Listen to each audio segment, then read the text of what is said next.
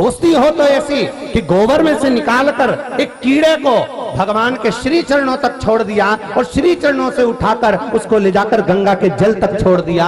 आपसे भी निवेदन है संगत करना। अगर कई माताएं हमसे कह रही थी कि हमारे तो उस रिश्तेदार ने बताया था कि गुरुजी की कथा आती है, तुम सुना करो। कोई ने तुम्हें फोन कर बोला होगा कि तुम कथा सुनो, तुमने किसी को फोन कर बोला होगा कि कथा सुनो। ये संगत का जो प्रभाव पड़ा, जो आनंद पड़ा, जो अलमस्तता पड़ी, उससे भगवान की कथा कई लोगों के मन में भाव होगा, भगवान से विनती करी होगी, तब जाकर यह दोसा में हो गई, ये तुम्हारे मन की कामना पूर्ण हो गई। ये कहीं किसी मित्रता करो, मना नहीं है, दोस्त बनाओ, मना नहीं है, बनाओ, खूब मित्र रखो। भगवान कृष्ण के भी मित्र थे सुदामा जी। बोलो सही है कि गलत है? गरीब थे कि अमीर है? जम के बोलो, कौन से महाराज ने बताया कि सुदामा गरीब थे? ब्राह्मण का बालक बच्चा हो चाहे बुढ़ा हो, दुनिया में कभी गरीब नहीं हो सकता। ब्राह्मण का बालक चाहे बच्चा हो चाहे बुढ़ा हो, कभी गरीब नहीं हो सकता। भले भोजन के लिए कुछ ना हो, पर उसके हृदय में भगवान का निवास जरूर होता है, तो तिजोरी लेकर साथ में चलता है। हे ब्राह्मण का बालक गरीब नहीं हो सकता। सुदामा गरीब नहीं थे महाराज। अगर सुदामा गरीब होते तो खाली हाथ द्वारका जाते, पर सुदामा ने सुशीला से कहा, अरे सुशीला, मैं द्वारका जा रहा हूं, मेरे पास में कुछ है नहीं, मैं क्या लेकर जाऊं? सुशीला पड़ोसन के यहाँ गई, तंदूर लेकर आई, अपने पति को दिया, ये लेकर जा। अब बताओ, अगर गरीब होता तो भगवान द्वारकाधीश को तो मालूम था कि इसके बाद कुछ भी नहीं है। खाली आदमी आता तो द्वारकाधीश तो अजमा लेते कि हाँ ठीक है, आ गया।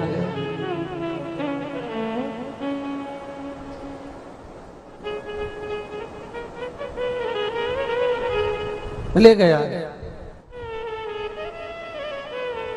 सुदामा जैसा दुनिया में कोई सेठ नहीं होगा रे भाई। आपको कोई 10 लाख रुपए दे दे फोकट में, ले जाओ, ये 10 लाख रुपए तुम रखना तुम्हारे पास,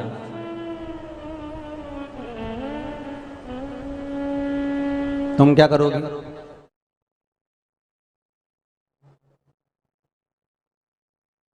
सुदामा को क्या मिला था?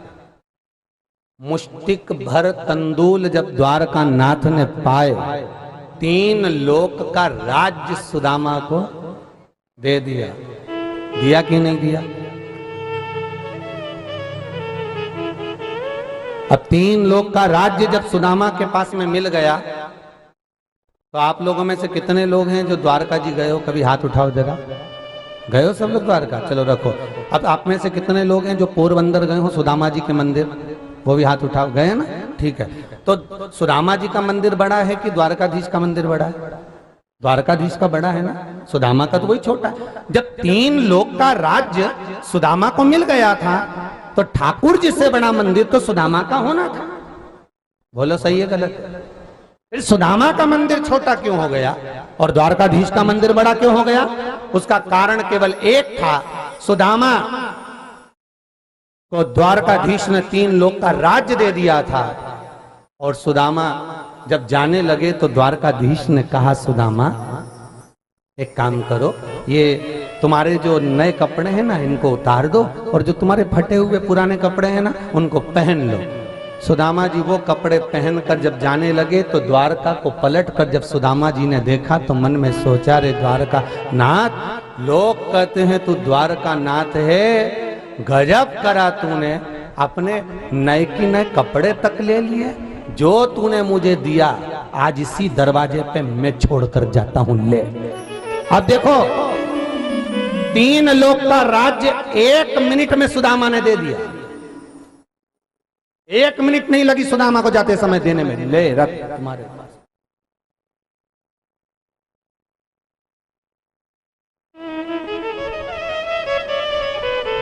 गरीब नहीं है। गरीब किसको कहते हैं मालूम है आप लोगों को? जिसके पास धन बहुत है और दान करने का मन नहीं होता, वो दुनिया का सबसे भिखारी व्यक्ति होता है। वो दुनिया का सबसे बड़ा भिखारी होता है जिसके पास भगवान ने दिया तो खूब है, पर मन नहीं है देने का। वो दुनिया का सबसे बड़ा भिखारी है। और दुनिया का सबसे बड़ा सेठ कौन है?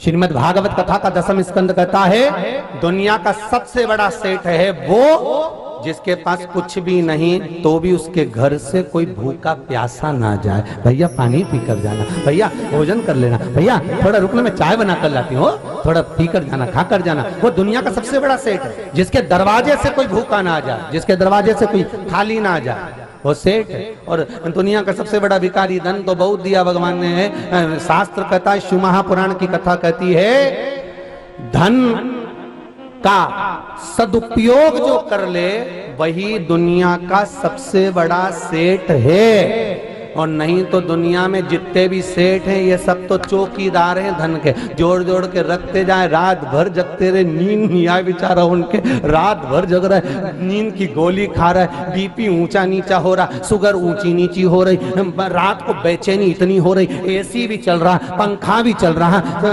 बॉटल भर पानी भी रखा, सब कुछ रखा, पर नींद नहीं आ रही, घूम रहा फिर रहा, जा रहा आ रहा, नींद नहीं आ रही। उसका कारण क्या? क्योंकि घर में धन बहुत है तो नींद कहां से आएगी, बेचैनी बढ़ती जा रही। तो ये सब चौकीदार है। चौकीदार नहीं बनना अपन को। अपन जितना कमाओ उसका कम से कम 50% तो तुम अपने ऊपर ही खर्च कर लो।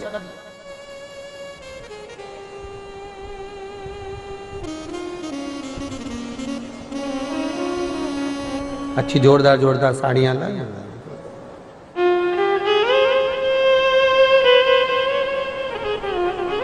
लाने की भी जरूरत नहीं, हम तो ईमानदारी से बोल रहे हैं।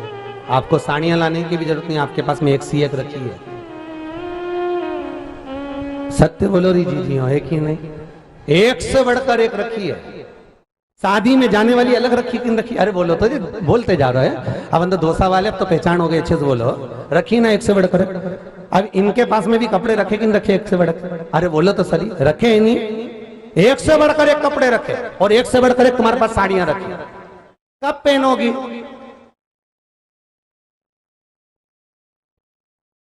मान लो रात तक निपट गई तो ये तो सहज था। मान लो वो कत्थई वाली साड़ी का क्या होगा, वो गुलाबी और पीली का क्या होगा? मान लो निपट गए।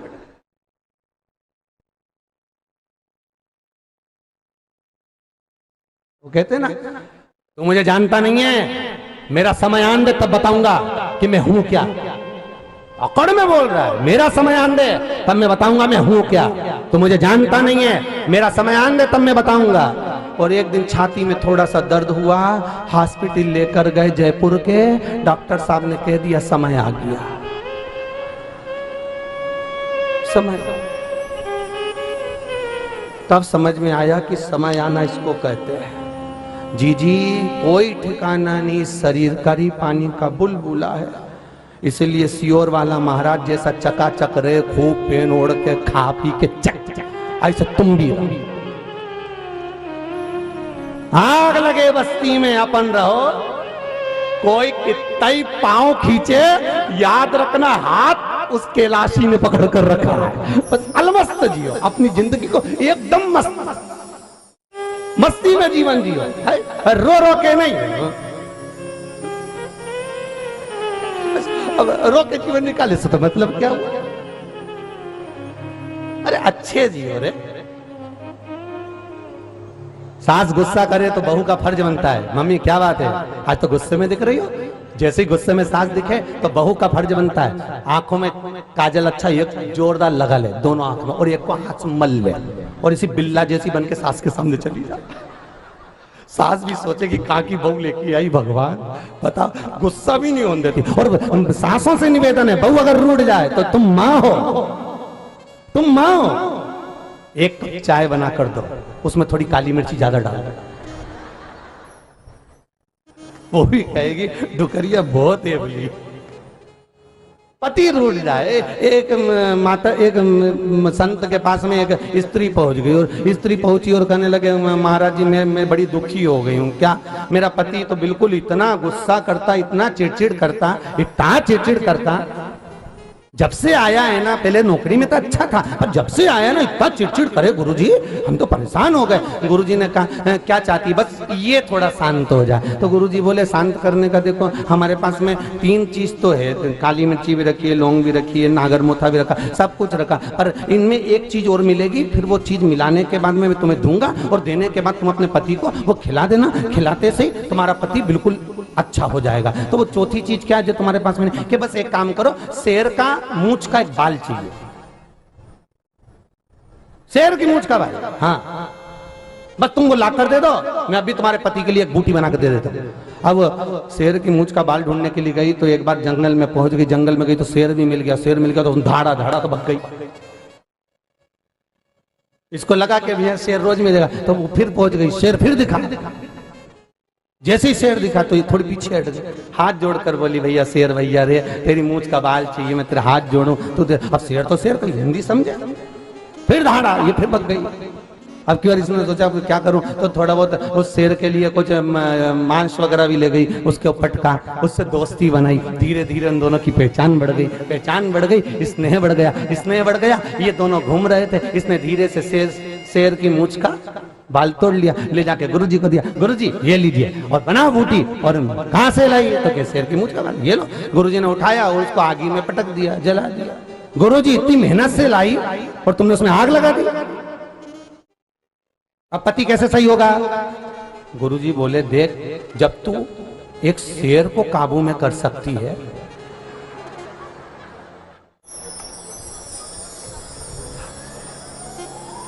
विचार करो, जब तू एक शेर को काबू में कर सकती है तो या तो तेरा पति है।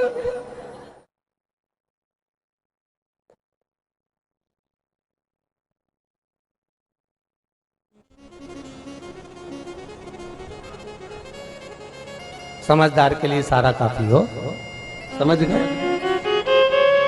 कोई गुरु कोई चेला किसी के स्वभाव को नहीं बदल सकता। स्वभाव एक धर्म पत्नी प्रेम के बल पर पति का बदल सकती है, और पति प्रेम के बल पर पत्नी का स्वभाव बदल सकता है। केवल मीठी वाणी निकलना चाहिए, स्नेह की वाणी, वाणी ऐसी बोलिए जो मन का, जम के बोलो आपा होए। और आज के जमाने में वाणी ऐसी बोलिए जो जम के झगड़ा, पर उससे मत बोलिए जो तुमसे तगड़ा। प्रेम की वाणी बोलो, मिठास से परिपूर्ण वाणी होना चाहिए, बहुत मीठी।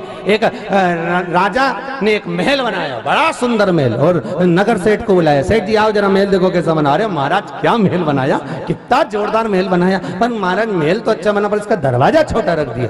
राजा ने पूछा दरवाजे से होना जाना क्या। इतने में तुरंत उसी समय पर सेठ जी बोले महाराज देखो तुमने दरवाजा छोटा रख दिया, जब तुम मरोगे तो तुम्हारी अर्थी कैसे निकलेगी।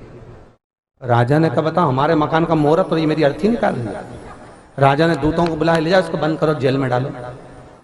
उसको जेल में डाला। थोड़ी देर बाद उसकी पत्नी आ गई, महाराज मेरा पति आया था। राजा ने कहा तेरे पति को बोलने के लक्षण नहीं, क्या क्या इतना जोरदार महल बनाया, दरवाजा छोटा रख दिया, जब राजा मरेगा तो तेरी अर्थी कैसे निकलेगी। इतने में पत्नी बोली महाराज मेरे पति को तो बोलने के लक्षण नहीं है, उसको क्या करना, अर्थी कैसे निकलेगी, राजा को काट काट के निकाल देंगे।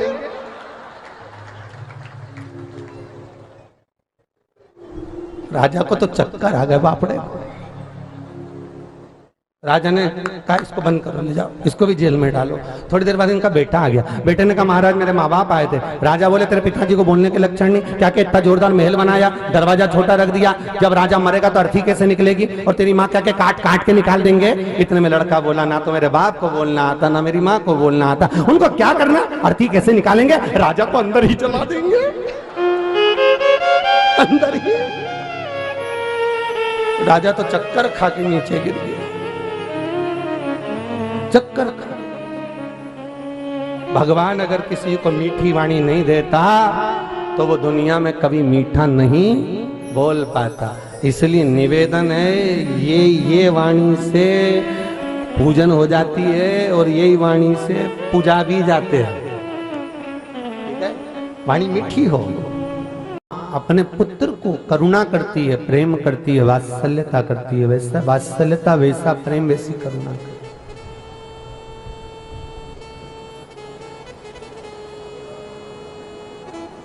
शंकर भगवान से माता ने कहा कि आपका पुत्र है, ये आपका पुत्र है। शंकर भगवान कहते हैं पार्वती इसको उठाओ और समुद्र में डाल दीजिए, फेंक दो इसको।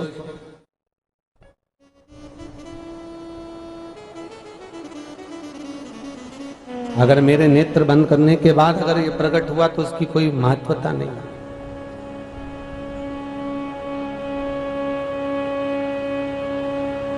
कितनी सुंदर बात कही शंकर भगवान ने।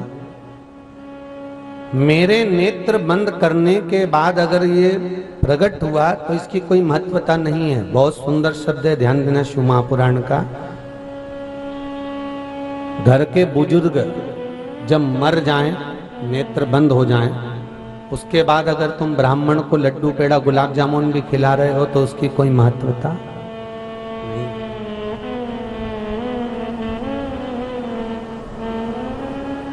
उसकी कोई महत्वता नहीं।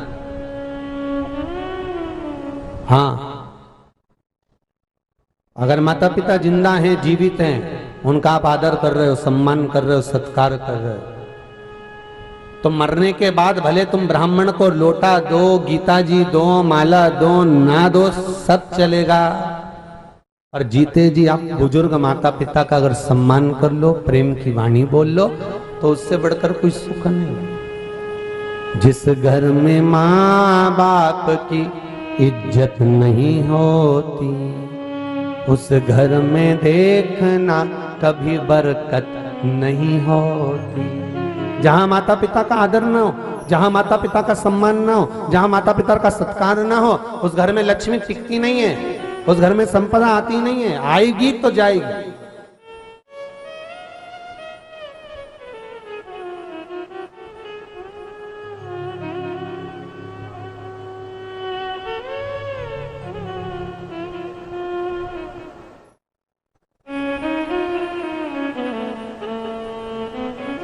वहां संपदा की कोई महत्वता नहीं है।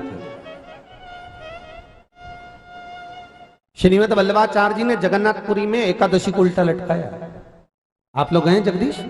जगन्नाथपुरी में मंदिर के ठीक राइट भाग में पीछे की ओर कोने में एकादशी उल्टी लटकी है। श्रीमद वल्लभाचार्य जी ने उस एकादशी को उल्टा लटकाया। क्यों? क्योंकि लोग एकादशी का जो दान कर रहे थे वो मरने के बाद कर रहे थे।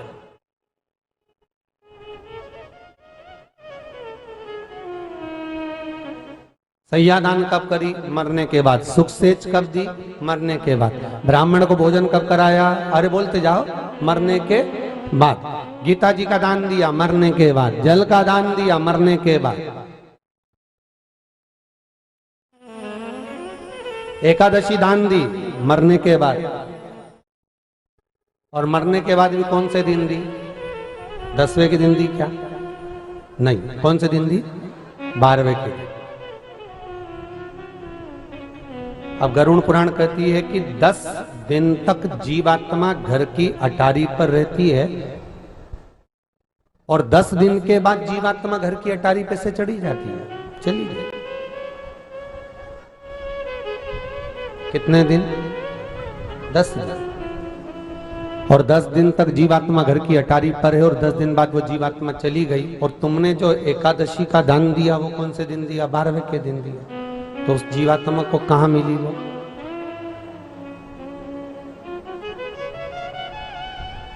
श्रीमद वल्लभाचार्य जी मायावाद का खंडन कर कर कहते हैं कि एकादशी का दान देना है तो जीते जी दो।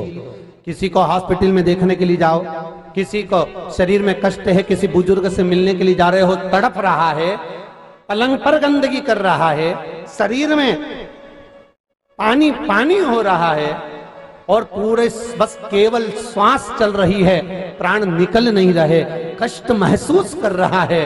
ऐसे जीव को जब देखो तो अपनी करी हुई एकादशी में से 2, 4, 5 जितनी बने उसके नाम से उसको दे दो, उसको जल पिला दो संकल्प देकर। इसको कहते हैं एकादशी का दान। क्योंकि मरने के बाद दिया मिला ना मिला, पर जीते जी श्रीमद वल्लभाचार्य जी कहते हैं श्रीमद वल्लभाचार्य जी जल भेद में भी वर्णन करते हैं और श्रीमद वल्लभाचार्य जी ने मायावाद का खंडन कर जगन्नाथपुरी में एकादशी को उल्टी लटकाते हुए कहा कि दान करना है तो जीते जी करो, सैया दान करना है जीते जी करो, सुखसेच करना है जीते जी करो, भोजन कराना है जीते जी कराओ, स्मरण करना है जीते जी करो, कथा भागवत सुनना है जीते जी करो।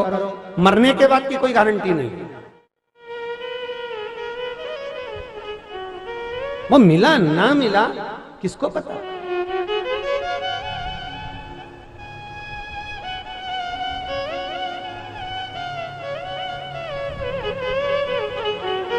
जीते जी दंगम दंगा और मरे पीछे पहुंचा दी गंगा। जिंदा थी तो कभी प्रेम की वाणी नहीं बोली और मरने के बाद वह फोटो को रख के कंडा जला के उसमें घी शक्कर छोड़ रही।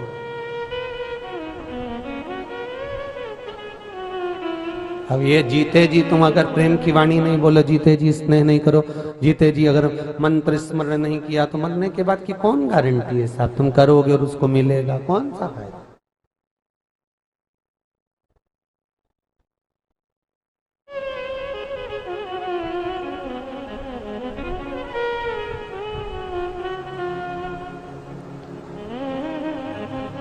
आज कोई एक भैया आए थे कहीं के, नाम वाम तो हमको नहीं मालूम क्योंकि हम नाम पूछते भी नहीं, जो काम ही नहीं तो नाम का मतलब कह रहे थे आप। पहले भी आपने संबोधन, आज फिर वही संबोधन निकल गया कि आप, हमने आपकी कथा कई बार यूट्यूब पर सुनी, कथाओं में सुना, आप माँ बाप के लिए ज्यादा बोलते हैं, पर माँ बाप को ये भी बोला करो कि बच्चों के प्रति भी उनका कोई फर्ज है।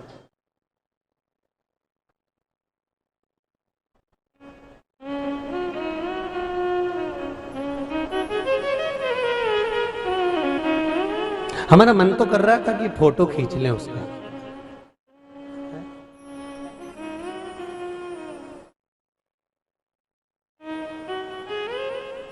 क्योंकि कोई कोई विचित्र जीव जब आते हैं तो उनका फोटो होना जरूरी होता है।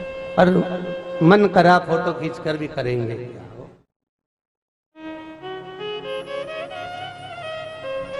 कितना सुंदर लिखा है शिव महापुराण में महाराज, बहुत ध्यान दीजिएगा जरा।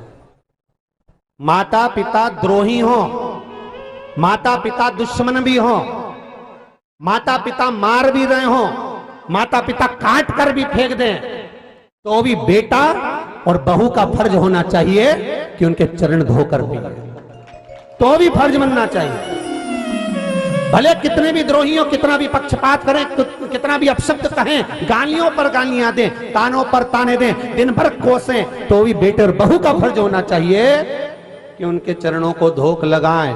उसका कारण क्या होगा? मार्कंडे पुराण का स्मरण करिए, और मार्कंडे पुराण का स्मरण करोगे तो मार्कंडे बाबा के पिता मार्कंडू जी ने पूछा था अपने पिताजी से कि पिताजी, अगर मान लो माता पिता द्रोही बन जाते हो तो उस जगह पर पुत्र का क्या फर्ज बनता है? तो मार्कंडू जी से कहा गया था, अगर माता पिता द्रोही भी बन जाएं, अपशब्द भी कहें, ताने भी दें, पूरी प्रॉपर्टी उठाकर किसी को दे भी आए, तो भी बेटा और बहू का फर्ज नहीं छोड़ना चाहिए। प्रणाम करना, नमन करना, मीठी वाणी से बोलना नहीं छोड़ना चाहिए। तो मार्कंडू जी ने अपने पिता से पूछा उसका लाभ क्या होगा? तो मार्कंडू जी के पिताजी ने कहा उसका एक लाभ होगा, अगर ये माता पिता उसको कुछ नहीं देंगे तो वो माता पिता आकर देकर जाएंगे, ये उनका फर्ज बनेगा। तुम अपना फर्ज अदा करो।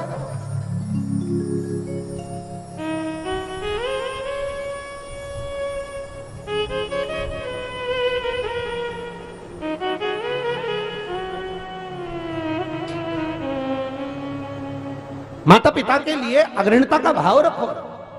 अरे मरने के बाद भले अस्थियां मत ले जाना रे जीजियो, ईमानदारी की बात है, मत ले जाना गंगा जी तुम्हारे अस्थियां, यहीं पे कहीं तुम्हारे दौसा में कहीं की नदी हो वो फेंक दीजिए,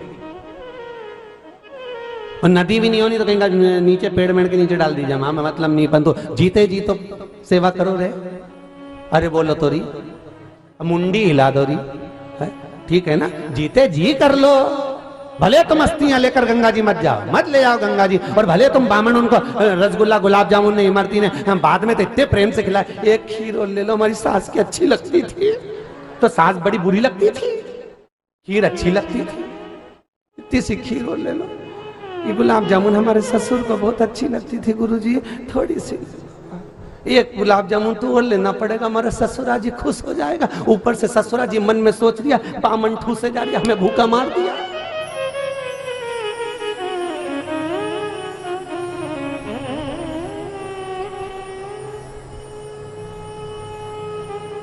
अच्छा, कई लोगों को तो लगता होगा महाराज के कथा माता आती कि नहीं आती रे। हम तो देखो पूरी जिंदगी हो गई ऐसी कथा करते करते, जैसी चल रही है जैसी बाँचेंगे। और तुम सुनो तो सुनो, अच्छी लगे तो कथा में आओ जी हो, और अच्छी लगे तो रिमोट तुम्हारे पास में ही है तो देखो, नहीं तो रिमोट से बदल देना। दूसरा महाराज आ गया होगा, तुरंत चेंज, एक सेकंड नहीं लगे। रिमोट बाजू में रखो, टीवी पे जितना कथा देख रही हो तुम्हें बुरी लगे ना तो चेंज कर दो महाराज के, तुरंत 1 मिनट नहीं लगे चेंज कर। और तुमसे भी निवेदन है, तुम्हें पसंद नहीं आई नहीं तो पतली गली से निकल जा। यहां तो कथा ही चले बस। आपके जीवन में आप सबरो, और निवेदन है सुधरने का प्रयास करना। बुजुर्ग माता पिता को तुमसे कुछ भी नहीं चाहिए। आज तक किसी माँ बाप ने तुमसे नहीं कहा होगा कि मुझे अच्छा दौलत ला कर दो, हार ला कर दो, पाटली ला कर दो, या बेटा मुझे चेन बनवा दे, या बेटा मुझे ला कर दे। किसी माँ बाप ने कहा तुमसे, अरे बोलो तो सही, उल्टा और तुम्हें दे गए, ले मेरी चेन तोड़ के कर्जा चुकाया, मेरी अंगूठी ले जा, ये करिया, ले मैं गाड़ी दिला दे रहा, ये कर ले। उल्टे माँ बाप देकर जाते हैं, और उसके बाद भी मन में सोचते हो डुकरिया सब लेके रख ली, एक अंगूठी नहीं दे महाराज, एक अंगूठी तो कहीं छाती पे बांधेगी, देखे तो धर पे जाएगी, रख ले।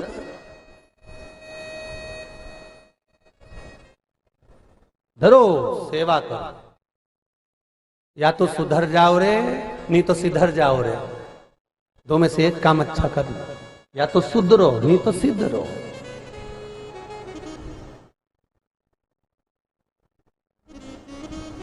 हमारे यहाँ मालवा के संत श्री नागर जी महाराज कहते हैं, गौ माता की सेवा करो रे, सेवा करो तो मेवा मिले।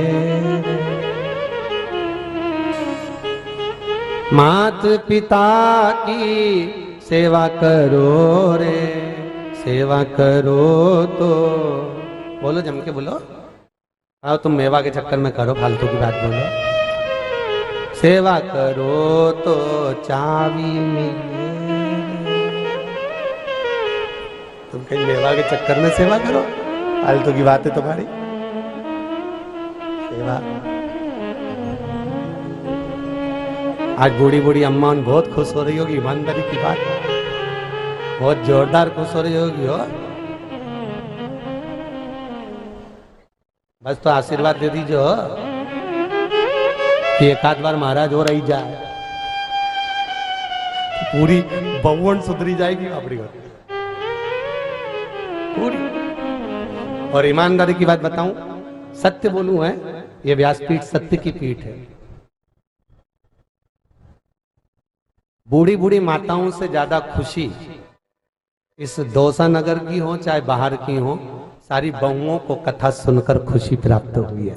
बूढ़ी माताओं से ज्यादा खुशी बहुओं को इस कथा की, इस आनंद की।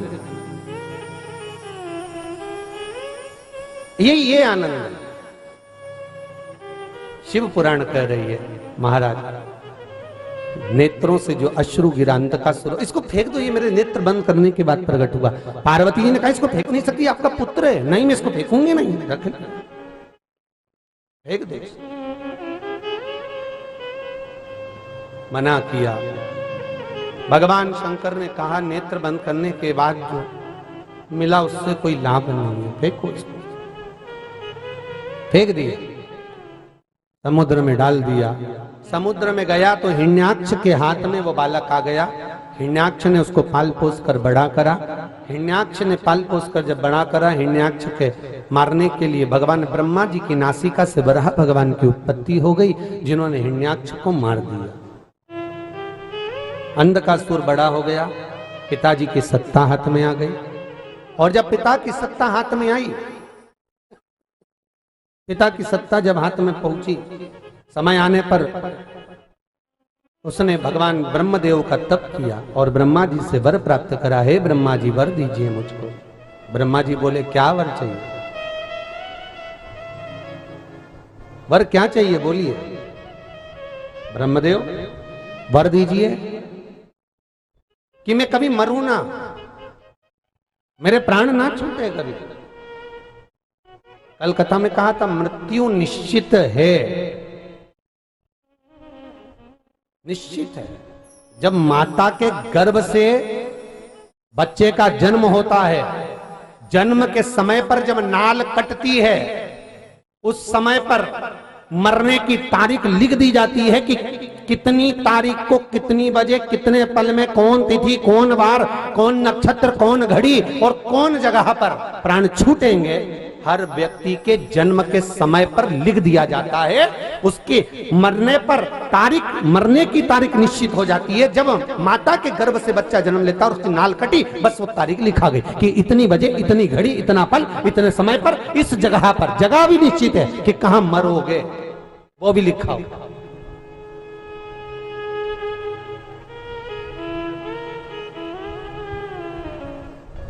कहां मरोगे वो भी निश्चित है। कई लोग कहते हैं भैया हम तो नहीं जाएं हरिद्वार, हम तो नहीं जाएं बद्रीनाथ। क्यों? अरे बाबा वहां पहाड़ गिर रहा है, मरमुरा गए तो। और मालूम पड़े घर से निकल कर पानी लेने गई थी बाहर हेड पंप पे,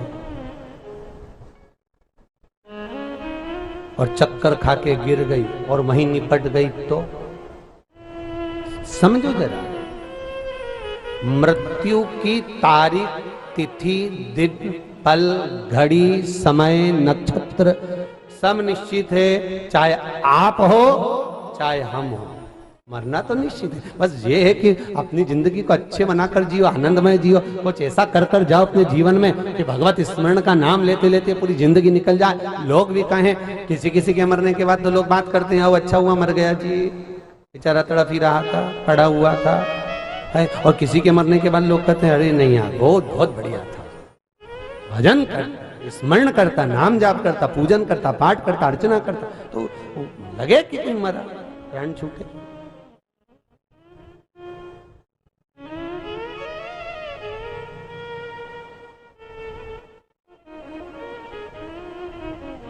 हे प्रभु मेरे प्राण ना छूटे। भगवान ब्रह्मा जी बोले ये तो नहीं हो सकता, तुम और कुछ मांग लो, जो मांगना हो हम आपको दे सकते हैं। अगर आप कुछ मांगोगे तो हम दे देंगे, परंतु ये सोचो कि मेरे प्राण ना छूटे, ये नहीं हो सकता। ये तो निश्चित है, मतलब मरना है तो मरना।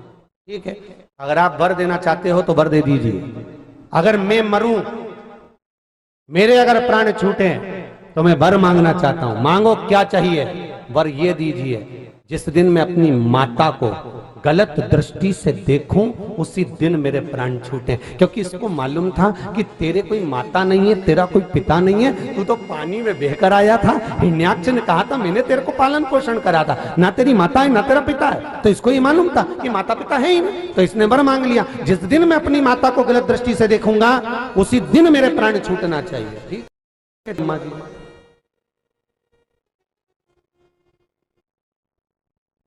ब्रह्मा जी ने तथास्तु कहा, ठीक है वर दिया। अब हिरण्याक्ष को, इसको हिरण्याक्ष के मरने के बाद इसको लगा कि अब अपने को तो कोई मार ही नहीं सकता, क्योंकि अपनी तो कोई माता है ही नहीं। अब इसने नगर में जितने लोग रह रहे थे सबसे कहा जाओ अब मुझे शादी करना है, कोई अच्छी सुंदर लड़की कन्या देख कर लेकर आ। इतने में एक बोला, जो सुंदर कन्या थी उसको तो शंकर जी ले गए। क्यों? पार्वती इतनी सुंदर थी, बहुत सुंदर, अति रमणीय। अच्छा, तो उसको तो शिव जी ले गए, शंकर जी ले गए। हाँ, तो इसने कहा अंधका सुनने, अगर शंकर जी ले गए तो शंकर जी तो ना जाने कितनी उम्र के, वो तो बुढ़ है। अब शंकर जी की उम्र कितनी किसको मालूम?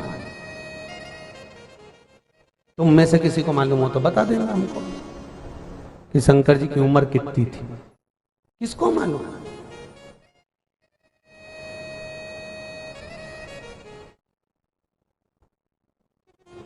ब्रह्मा जी के पिता भगवान विष्णु, विष्णु जी के पिता भगवान शिव, और शंकर भी ओघड़दानी स्मरण आनंद करते करते करते करते करते ना जाने कितने कितने कितने कितने मंगल विवाह ललिता के साथ में, कात्यायनी, कुष्मांडा, चंद्रघंटा, स्कंदा, सती, उमा, कितने कितने अवतार भगवान शिव ने लिए। और उतने अवतारों को लेते लेते लेते लेते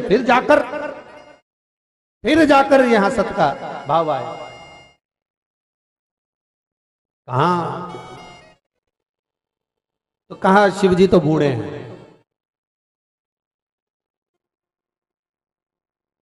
पार्वती अगर इतनी सुंदर है तो मैं उसको अपना बनाऊंगा। इतना कहकर अंधकासुर चला। एक गण ने रोक दिया, रुको। अंधकासुर से कहा, स्वामी रुकिए, मैं आपसे कुछ कहना चाहता हूं। बोलो, क्या कहना चाहते हैं? मेरा आपसे बस इतना सा निवेदन है कि आप वहां मत जाइए, पार्वती जी को लेने के लिए मत जाइए, क्योंकि वो जगत जननी पार्वती केवल पार्वती नहीं है,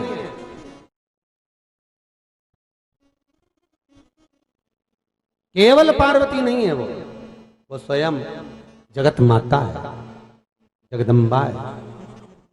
आप मेरी बात मान लो, लेने मत जाओ। अंधकासुर को क्रोध आया और क्रोध में आकर अंधकासुर ने उस द्वारपाल को उठाया, शीश पकड़ा, फरसे से काट दिया और रक्त में सनित होकर तब गया जगत जननी के सामने। और मां जगत जननी, जगदम्बा, अंबा, भवानी, मां दुर्गा, माता पार्वती भोजन बनाने के बाद बाहर आकर मां जगत जननी, जगदम्बा, अंबा कुछ पात्र को रख रही थी।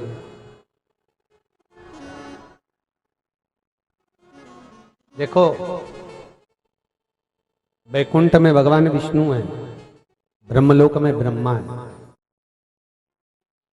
भगवान विष्णु के लिए भले लगकर थाली आ जाती होगी अपने आप, भगवान ब्रह्मदेव के लिए भी लगकर अपने आप थाली आ जाती होगी, पर मृत्यु लोक के देव है महादेव। महादेव पार्वती जी से विवाह के समय पर कहा था, पार्वती में देवाधिदेव महादेव मृत्यु लोक का स्वामी हूं, इस भूलोक का देवाधिदेव महादेव हूं, इसलिए तुम मेरे लिए भोजन सिद्ध करोगे, तुम मेरे लिए भोजन बनाओगे, तुम मेरे लिए कार्य करोगे, जो आज्ञा करो। जैसे एक सांसारिक मनुष्य जीता है, हमारा जीवन वैसा होना चाहिए।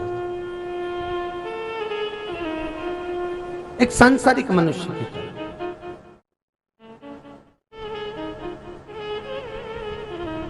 हमें दूसरे की तरह जीवन को नहीं जीना, हमें सांसारिक मनुष्य की तरह जीना। पार्वती जी ने कहा ठीक है। पार्वती जी बर्तन रख रही थी और बर्तन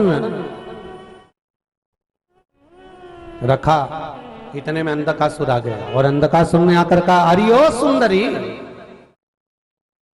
हे सुंदरी। पार्वती जी का ध्यान नहीं गया, पार्वती जी अपने कार्य में लगी हुई थी, उनका ध्यान नहीं पहुंचा वहां। फिर कहा अंधकासुर ने, अरे ओ सुंदरी, मैं तुमसे कह रहा हूं। पार्वती जी ने जो पलट कर देखा तो पार्वती जी के नैनों में जल भर गया। आज मेरा पुत्र इतने दिनों के बाद आया है, मेरा पुत्र।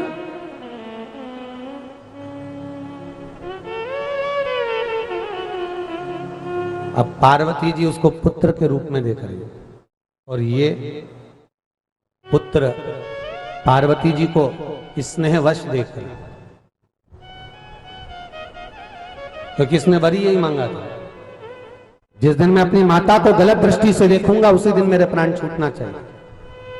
और पार्वती जी के सामने कहा, मैं तुमको अपना बनाना चाहता हूं। मां के नेत्रों से जल बहना लगा, पात्र पर गिरा। जैसे ही पात्र पर जल गिरा, शंकर भगवान सम्मुख में आकर खड़े हो गए। पार्वती रो रही हो क्यों? पार्वती जी कहती हैं, आज मेरे पुत्र मुझे अपना बनाने की बात करता है। शंकर भगवान हाथ में त्रिशूल लिए पार्वती जी ने भगवान शंकर के चरण का स्पर्श किया। चरणों का स्पर्श। जैसे हमारी रीत है, अगर जिस दिन मन बहुत ज्यादा दुखता है, हृदय में कोई घात लग जाती है, कोई वाणी कोई शब्द हमारे हृदय को छू गया, हमारे हृदय चित्त में अगर कोई वाणी कोई लग गई है, कोई चुभ गई है,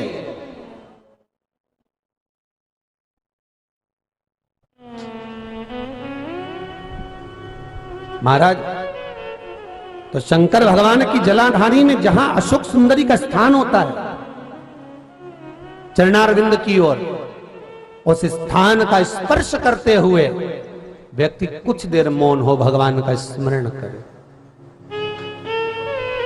आज पार्वती ने चरण का स्मरण करा, भगवान शंकर के चरण को स्पर्श किया। स्पर्श करते ही शंकर भगवान वहां से दूर चले गए। दूर जाकर भगवान शंकर ने आवाज लगाया, रे अंधकासुर, हे अंधकासुर। अंधकासुर गया, आज मैं शंकर को ही मार देता हूं। जब शंकर चले जाएंगे तो ये मेरी हो जाएगी पार्वती। भगवान शंकर अंधकासुर को दूर क्यों लेकर गए? क्योंकि एक मां के सामने पुत्र का वध हो, ये मां नहीं देख सकती, ये मां नहीं देख सकती।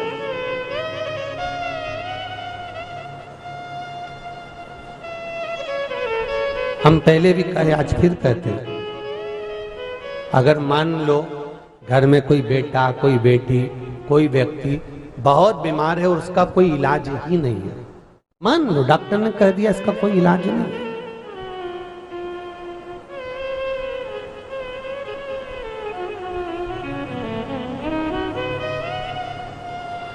इसका कोई इलाज है ही नहीं, ये मतलब इलाज नहीं, इलाज कोई इलाज नहीं इसका।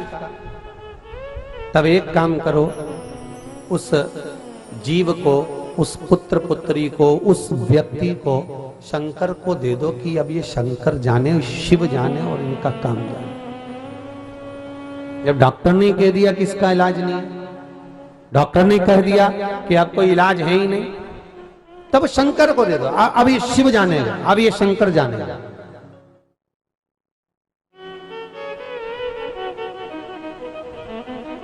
एक प्रश्न है, बड़ा अच्छा लिखा है किसी ने।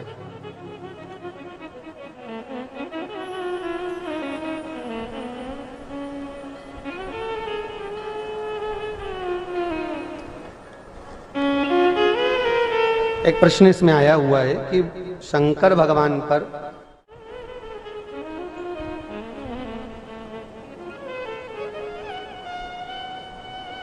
प्रभु नारायण जी काका दौसा राजस्थान से हैं, बहुत अच्छा प्रश्न इन्होंने किया है। प्रश्न है इनका प्रभु नारायण जी का कि गुरुदेव, शिव जी पर चढ़ाया गया दूध जल, अभिषेक किया हुआ दूध जल मनुष्य को ग्रहण करना चाहिए कि नहीं करना चाहिए? बहुत अच्छा प्रश्न है काका। प्रभु नारायण जी काका जी के लिए एक बार जोरदार ताली बजाएं, बहुत अच्छा प्रश्न आपने किया है। काका, आपने जो प्रश्न किया इसका उत्तर हमने पहले भी दिया है कथाओं में, बोला है ना पहले की कथाओं में कि केवल शिव महापुराण की विद्धेश्वर संहिता कहती है, शिव महापुराण की कथा कहती है महाराज, सारे शिवलिंग में केवल एक शिवलिंग ऐसा होता है, वो है नर्मदेश्वर शिवलिंग। जिस नर्मदेश्वर शिवलिंग पर जल चढ़ाओ, दूध चढ़ाओ, प्रसाद चढ़ाओ, जो चढ़ाओ, संसार का मनुष्य उसको पा सकता है, खा सकता है। केवल एक नर्मदेश, नर्मदा जी के जल से जो शिवलिंग निकलता है उस पर जो चढ़ाओगे उसको स्वीकार किया जाएगा। पर बाकी के जितने शिवलिंग है जो नर्मदा के जल से नहीं निकले हैं, जो नर्मदेश्वर नहीं है, उन पर अगर कोई वस्तु चढ़ चुकी है तो वो सांसारिक मनुष्य के भोग में नहीं आएगी। सांसारिक मनुष्य उसका भोग नहीं कर सकता।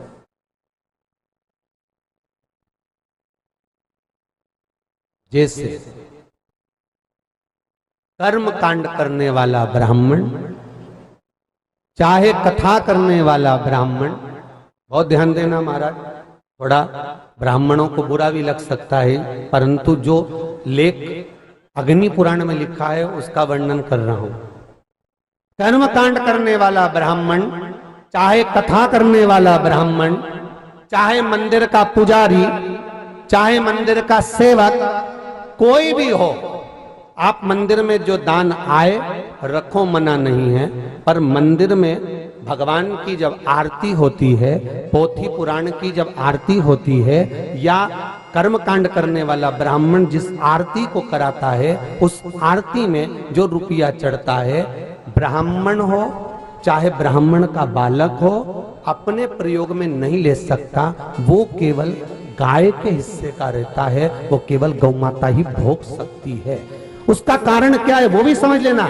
जितने ब्राह्मण कर्मकांड कर रहे हो, जितने पोथी पुराण कर रहे हो, जितने पूजन कर रहे हो, जितने अर्चना कर रहे हो, आप अगर आरती का पैसा प्रयोग में लेते हैं तो घर में सुख नहीं हो सकता। कुछ ना कुछ टेंशन परेशानी जिंदगी में चलती रहेगी।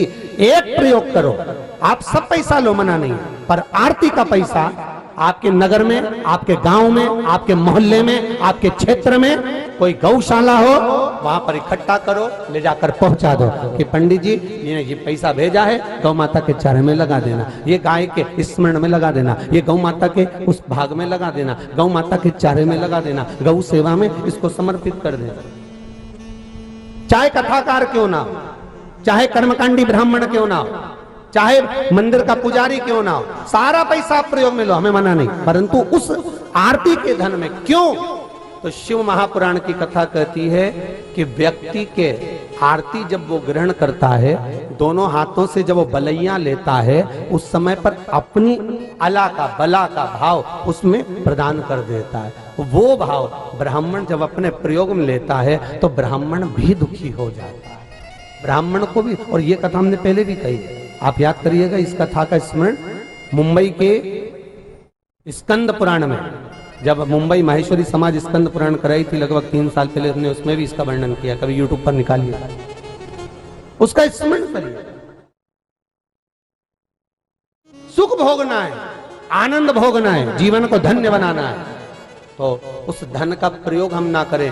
कहीं तुम्हारे नगर में, तुम्हारे दौसा में, तुम्हारे क्षेत्र में, तुम्हारी जोधपुर, जयपुर, तुम्हारे चित्तौड़गढ़ आदि आदि जगह में जहां कहीं भी गौ माता विराजमान हो, जहां गौ माता, और गौशाला भी नहीं जा सकते, तो तुम्हारे मोहल्ले में दरवाजे पर, रोड पर जो गाय आए, उस गाय को हरा चारा डाल दो, उसके लिए पानी की टंकी रख दो, उसके लिए प्याऊ की व्यवस्था कर दो।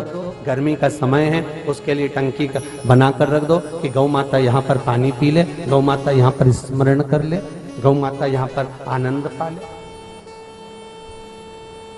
सुख का भाव।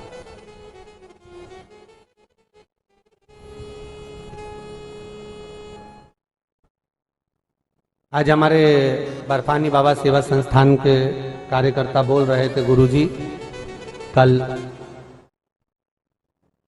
है ना भोजन भंडारा प्रसाद रखा, तो कल भोजन भंडारा रखने का मन है, हम रख रहे हैं। हमने कहा बहुत अच्छी बात है।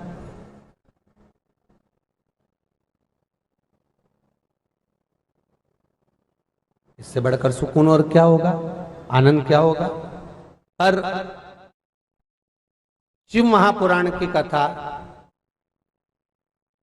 कथा विराम कर भंडारे का भी प्रमाण नहीं देते। बात निकली इसलिए कहना चाहूंगा, और कोई बात नहीं। क्यों? शिव महापुराण की कथा कहती है, जितने लोग कथा सुनने आ रहे हैं, इन सब के यहाँ पर भगवान ने खूब पेट भरकर भोजन दिया, और मेरे भोले भंडारी ने कोई कमी नहीं रखी है। रखी है क्या? सबके यहाँ दिया, खूब दिया, प्रेम से आप भोजन कर रहे हो, मना नहीं है। एक नियम है शिव महापुराण का, शंकर भगवान की शादी में कोई वीआईपी नहीं आया था।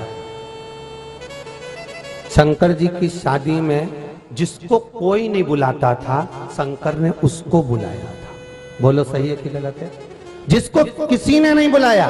भगवान विष्णु की शादी में 33 कोटि देवता गए, भूत चुड़ैल गए क्या? डाकनी पिशाचनी गए क्या?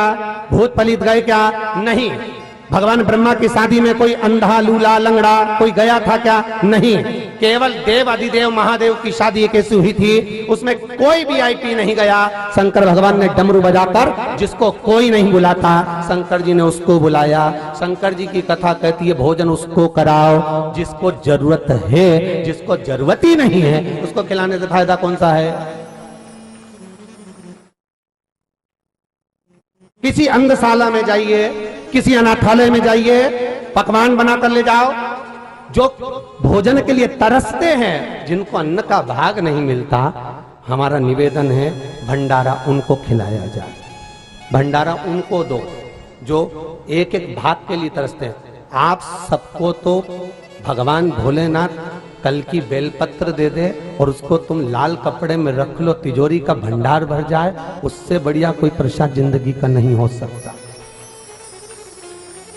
अगर भंडारा रखो, आपने रखा है, हमारी तरफ से उसकी परमिशन है कि आप रखो, मना नहीं, पर हमारी पुराण नहीं कहती हो। दूसरे महाराज कहते हैं कि भागवत जी के बाद भंडारा करो तो आप खूब करो, दूसरे महाराज कहें कि कथा के बाद भंडारा करो, खूब दिल से करो, 1000, 10,000, 25,000, 50,000 लोगों को जिमा, हमारी तरफ से मना नहीं है। पर हमारा निवेदन केवल इतना है, जिसको जरूरत है उसको दिया जाए। कुछ अनाथालय में, कुछ वृद्धाश्रम में, कुछ अंधशाला में, कोई गौशालाओं में, उनको प्रेम से भोजन कराकर तो देखो, इस हृदय में इतनी आतिशबाजी होगी कि जिंदगी सवर जाएगी। उसका आनंद देखो और उस आनंद की मस्ती देखो साहब, उसका आनंद देखो। और कहकर जाऊंगा बाबा बर्फानी सेवा संस्थान को, आप भंडारा रख रहे हैं वो अपनी जगह पर है, प्रयास करना भंडारा हो तो ठीक है, नहीं हो तो भंडारे में जितने लोग भोजन करते हैं उतने लोगों का जो भी सामान बचे, किसी आपके दौसा नगर में किसी गरीबड़ी ब्राह्मण की लड़की की शादी हो, किसी गरीबड़े की शादी हो, जितना भोजन इन सबको कराओ, उतने भोजन का आइटम वहां कह देना कि तुम बस लड़की की शादी करो, बाकी का इसका पूरा अरेंजमेंट हम करेंगे, हमारी बर्फानी सेवा संस्थान करेगी, आप करो बाकी का व्यवस्था। उसका एक आनंद, उसका एक उमंग, उसकी एक नई चीज लाओ। ये भंडारा भोजन तो हो गया साहब, बहुत पुराना, कुछ नया बर्फानी सेवा संस्थान ऐसा कर जाए। जैसे दौसा नगर में इन्होंने शिव महापुराण की कथा ऐसी करा दी कि आज तक शिव महापुराण की कथा दौसा में नहीं हुई, तो कुछ नई चीज बर्फानी सेवा संस्थान ऐसी कर जाए कि जिस दौसा नगर का इतिहास रच कर जाए, तो बर्फानी सेवा संस्थान। नहीं तो मालूम पड़े लोग भागवत में भंडारा करते तो अपन भी धर दो, लोग ऐसा करते हैं तो अपन भी धर दो, देखा देखी काय को करें। अपनी राह अलग बनाकर अपनी जिंदगी का एक आनंद लाओ। कहीं अंधशाला में, कहीं वृद्धाश्रम में, कहीं अनाथालय में जाकर जब प्रेम से गुलाब जामुन, भजिया, पकोड़ा तुमको खिलाएंगे तो तुम कौन तारीफ करने वाले हो? अरे बोला तो सही नहीं, अगर तुम खाओ तो मना नहीं है जीजी हो, हमारे ऊपर मत कह देना बाद में कि बताओ सियोर वाला हमारा एक दिन तो मिल रहा था, वो भी देखो हमारे माथे मत आ जरी हो, और तुम बोलो तो बनवा दे भोजन, ऐसे भी बनाओगे क्या? सीधी सादी संस्था है, ये लोग भी सब सहज हैं, बड़े प्रेमी लोग हैं। कल का तो होन दो, भंडारा होन दो कल का, तो नहीं तो इनके बुरा लग जाएगा, अगली बार नहीं बुलाएगा। कल का भंडारा तो होन दो, आनंद लो। और महाप्रसाद, कल महाप्रसाद भी रहेगा कथा के बाद में, तो भगवान का प्रसाद पाकर जाना। अच्छा है तुम्हारे भंडारे जीवने से थोड़ा सा सहूलियत मिलेगी, क्योंकि बेलपत्री बांटने में धक्का मुक्की नहीं होगी, तो सहूलियत तो मिलेगी। कुछ अच्छा ही सोचा, बाबा की कृपा है। पर आगे से भी प्रयास करिएगा, हमारी तरफ से तो हम कह सकते हैं, आगे आप लोगों का मन है कि आगे भी जब भी कभी कथा हो, चाहे गिरिराज मंदिर समिति कराए, चाहे स्वामीनारायण मंदिर समिति कराए, चाहे बाबा बर्फानी समिति कराए, कोई भी कथाकार कथा करने आए, एक नियम बनाओ कि प्रसाद वितरण कर दो, बाकी का भोजन ऐसी जगह जाकर करा दो जिनको जरूरत हो और वो भोजन के लिए ललायित रहते हो। दूसरे के यहाँ शादी होती और बाहर खड़े होकर कुछ काम ना करते हो खाने के लिए, ऐसों के मुख में जब अन्न का दाना जाएगा तो शायद इस कथा का आनंद तभी हो पाएगा। जीवन का लक्ष्य तक एक आनंद वही। अपन तो रोज ही खाते रही, बोलो आने से पहले तुम चाय पी के नहीं आई क्या? आई ना? तो भोजन भी अच्छा जोरदार करा होगा, क्योंकि अब 5 बजे जाते से कौन बनाएगा, तो हमको 6-7 बजे तक आराम से डट के खा के आए होगे, तो पेट तो भरा ही दे। बाबा की कृपा है, निवेदन है अपने जीवन का आनंद सुख पाते होंगे। भंडारा, मुझको एक भंडारा करा था पांडवों ने, याद है आप लोगों को? यज्ञ पूर्ण होने के बाद पांडवों ने भंडारा रखा और भंडारा रखने पर सूचना करी नगर में, भंडारा भंडारा भंडारा, भोजन भोजन भोजन, सब दूर सूचना हो गई, सब भोजन करने आओ। पर यज्ञ का विधान था, यज्ञ के मंडप में घंटा लगता था और नियम था, ब्राह्मण जब पूजन कराता था यज्ञ की पूर्ण आहुति में वो घंटा बजना जरूरी था। और पांडवों ने यज्ञ करा तो घंटा नहीं बजा। गुरुजी के पास जाकर पूछा कि हमने कौन सा पाप कर्म कर दिया, घंटा नहीं बजा? तुमने पूजन में कोई गड़बड़ी कर दी क्या जो घंटा नहीं बजा? क्या हुआ ऐसा जो घंटा नहीं बजा? ब्राह्मणों ने कहा हमने तो पूजन अच्छी कराई, पर कारण क्या है घंटा ना बजने का? तो ब्राह्मणों ने अपने गुरुजी से पूछा, गुरुदेव समझ में नहीं आ रहा कि घंटा क्यों नहीं बजा यज्ञ की पूर्णाहुति में? तो गुरु नकुल तू एक यज्ञ का दे देता, अपन ने एक यज्ञ करा है। मान नहीं रहा। द्रौपदी बोली रुको, मैं जाती हूँ उस बाबा के पास। रथ लाया गया, द्रौपदी कहने लगी रथ में बैठकर नहीं जाऊंगी, पैदल जाऊंगी। दासियां चप्पल लेकर आई, द्रौपदी कहती है नंगे पैर जाऊंगी। नंगे पैर द्रौपदी जब संत के दरवाजे पर पहुंची, बाबा आप हमारे यहाँ भोजन करने चलिए, आप भोजन करोगे तो यज्ञ का घंटा बजेगा, बाबा पूर्णाहुति मानी जाएगी, चलो भोजन करने। बाबा कहने लगे द्रौपदी 108 अश्वमेध यज्ञ का पुण्य देगी तो तेरे यहाँ भोजन करूं, नहीं तो भोजन नहीं करूं। द्रौपदी कहने लगी संकल्प छोड़ी, अब भी दे देती हूं मैं, संकल्प छोड़ो, अभी हाल 108 अश्वमेध यज्ञ का पुण्य देती हूं। बाबा ने कहा द्रौपदी तेरे पति कह रहे थे कि एक यज्ञ करा, तू करी 108 करा। अर्जुन कहने लगे द्रौपदी झूठ मत बोलो संत के सामने, अपने जिंदगी का एक ही यज्ञ करा और तू 108 अश्वमेध यज्ञ का पुण्य कैसे दे सकती है? द्रौपदी कह रही है स्वामी आप शांत रहिए, गुरुदेव से पूछो। गुरुदेव, जब कोई व्यक्ति किसी मंदिर को जाता है, किसी गुरु के दरवाजे पर जाता है, कथा स्मरण में जाता है, कथा सत्संग में जाता है, प्रवचन भागवत में जाता है, भगवान की कथा में पहुंचता है, जितने कदम चलकर वो भगवान के मंदिर जाता है, जितने कदम चलकर वो गुरु के दरवाजे जाता है, जितने कदम चलकर वो मंदिर तक पहुंचता है, उतने अश्वमेध यज्ञ वो अपने जिंदगी के कर लेता है। और मैं गुरुजी आपके पास आते आते 5000 कदम चली हूं, तो मेरे 5000 अश्वमेध यज्ञ में से 108 तुम लो और भोजन करने चलो। तब जाकर संत भोजन करने चला।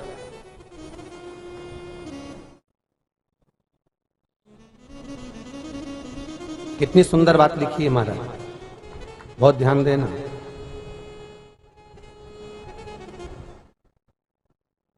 एक भिलनी, उसका ससुर मर गया, भिलनी का ससुर मर गया, रो रही है। किसी ने कहा पिंड का दान देना है, तुम्हारे घर में पिंडा बनाने का कुछ है, लेकर आओ पिंड का दान देने के लिए, पिंडा का सामान लाइए। भिलनी रोती हुई बोली कि मेरे घर में अन्न का दाना नहीं। पास में सास बैठी थी, रो रही थी। शब्द सुनिएगा दोसा वालों, बड़े प्रेम से सुनना इस कथा को।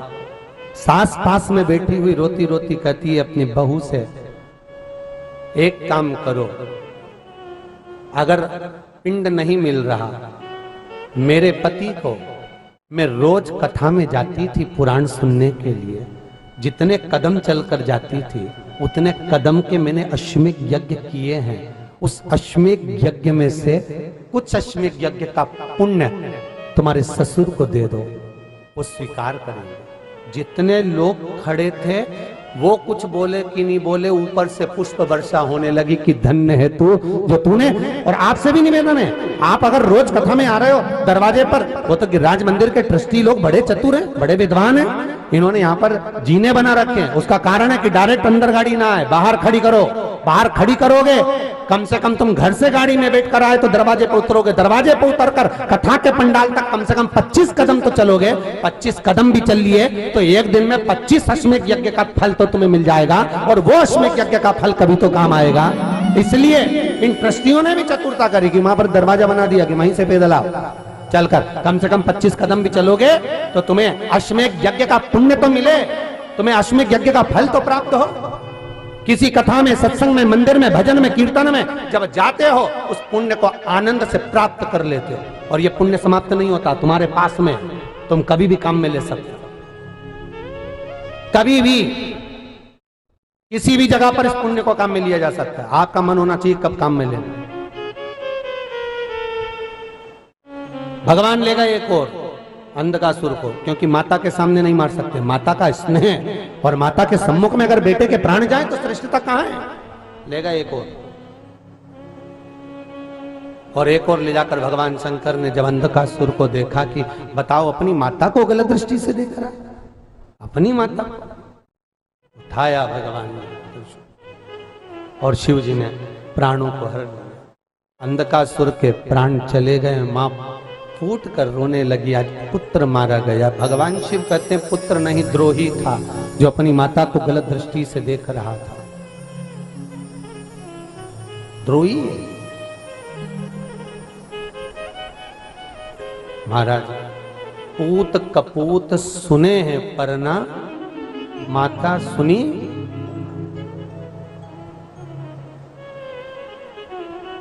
मां समय आया, हिरण्यकशिपु को क्रोध आया कि मेरा भतीजा चले गया। तब करने गया, ब्रह्मा जी से वर मांगा, ना नीचे मरू, ना ऊपर मरू, ना अंदर, ना बाहर, ना अस्त्र से, ना शस्त्र से, ना दिन में, ना रात में, ना नर से, ना पशु से, और ना ही 12 महीने में मरू। भगवान ने तथास्तु कह दिया। समय आया, धर्मपत्नी के गर्भ से जो बालक हुआ उसने आते से भगवान के नाम का हिलात करा, नाम प्रहलाद हो गया।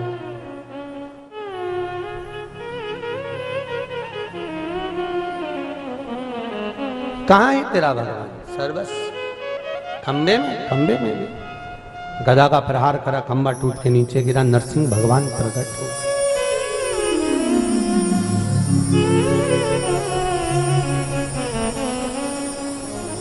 हिरण्यकशिपु के प्राणों को हर लिया। नरसिंह भगवान का क्रोध शांत नहीं हुआ। यहां तक तो आपने श्रीमद् भागवत में सुना है। शिव महापुराण में नरसिंह अवतार के समय पर शंकर भगवान का एक अवतार हुआ है जिसका नाम है श्रम्भेश्वर महादेव। कौन सा? श्रम्भेश्वर महादेव। इसलिए नरसिंह भगवान की कथा को यहां लिया गया। नरसिंह भगवान को क्रोध, अपार क्रोध, जहां जाते तोड़ फोड़ कर जाते। बड़े परेशान देवता, सारे देवताओं ने शंकर भगवान से विनती करी, भोलेनाथ कुछ कृपा कर दीजिए, करुणा कर दीजिए। शिव जी ने पूछा हुआ क्या ये तो बताओ। प्रभु वो नरसिंह भगवान बड़े क्रोध कर रहे हैं, तोड़ फोड़ कर रहे हैं, किसी को नहीं गिन रहा है। शंकर जी ने कहा नरसिंह भगवान का क्रोध मैं शांत कर सकता हूं, पर शर्त इतनी सी है कि सारे देवताओं को मेरे साथ जुड़ना पड़ेगा। सारे देवता मेरे साथ जुड़ जाए। कैसे? शंकर भगवान ने कहा मैं एक पक्षी का रूप लेता हूं, एक शरम्भ पक्षी का मेरा रूप रहेगा, तुम सब मेरे पंख बन जाना। उड़ते उड़ते मैं जाऊंगा, नरसिंह भगवान को पंजे में पकड़ूंगा और ले जाकर अलकनंदा नदी में पटक दूंगा।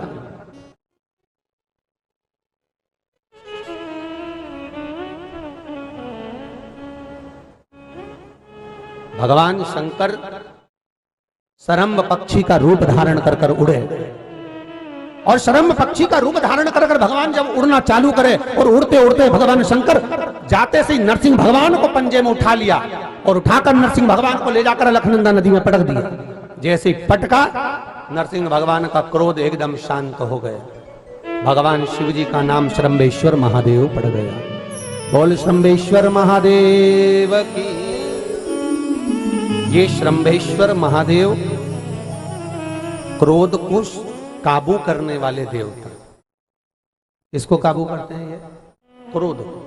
शिव महापुराण की कथा कहती है कोई व्यक्ति चिड़चिड़ करता है या गलत मार्ग पर चलता है, श्रम्भेश्वर महादेव शंकर जी का एक नाम है, श्रम्भेश्वर महादेव।